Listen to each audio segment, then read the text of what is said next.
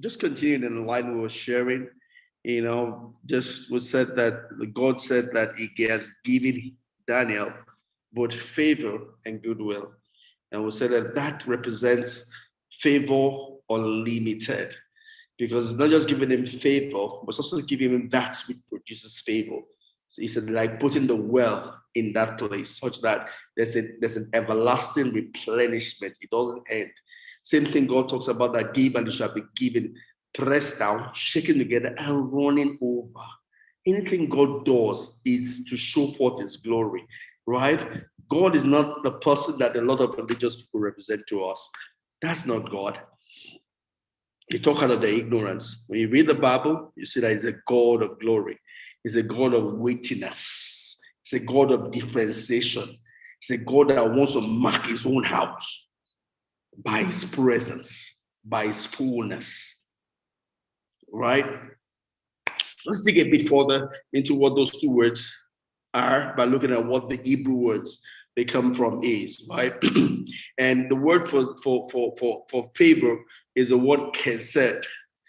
Chesed, right? Is Checed, transliterated, and is pronounced as chesed. That's pronounced as Khehsed, chesed, right?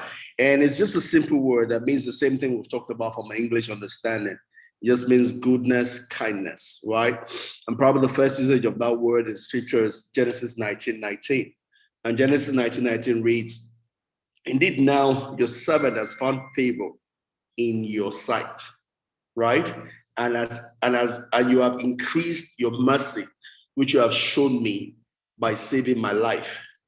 Right? This is Lot talking to the angels, talking about what he received from the angels by reason of them taking him out of Sodom and Gomorrah. Said he has received chesed, right? And mercy has been shown him, and his life has been saved, right? And I then looked at different versions of scriptures. Let's see the different usage of words. I read through all the versions of scriptures that's carried by gateway.com. And you find different words, like in American Standard Version, they use the word kindness for favor, right? That's a synonym in the words. It's that showing favor is showing kindness to a person. While the Common English Bible uses the word faithful loyalty. That means someone is loyal to you in a faithful way, right? There's no place for playing games, right? Contemporary English version uses the word friendly, right? Says favor is to be friendly, to do to you all that a friend would do to you. The word, the Doha Rems, 1899 American edition uses the word grace. It says that to show favor is to show grace. So God brought Daniel to a place of grace. And we said grace is unmerited favor, right? He brought him to the place where the head of the eunuchs were gracious towards him. They showed him grace. They showed him unmerited favor, as it were, right? The Expanded Bible uses the word kind and loving, right?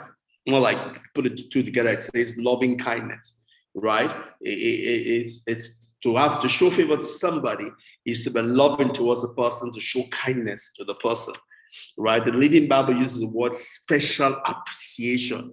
So it's not just the word being appreciate somebody, but it's a special appreciation, an appreciation that you want to do, such as to mark the person out, to differentiate the person, right? The New Living Translation uses the word respect. So when I show favor to somebody, I'm showing respect to the person, right? So I'll put all of that together.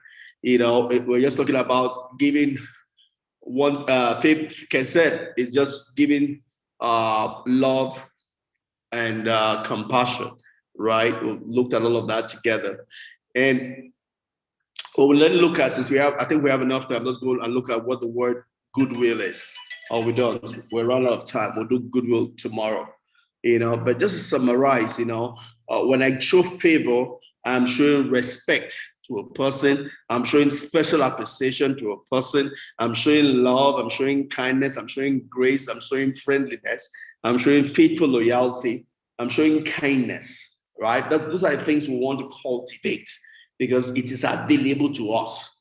So as we go through this session and study through this verse of scripture, we want to see how do we make this to work in our lives? How is it that when the story of my year 2022 is spoken, it will be marked by favor from all sides? And that's what we're trying to get here. And may God help us. We'll continue tomorrow.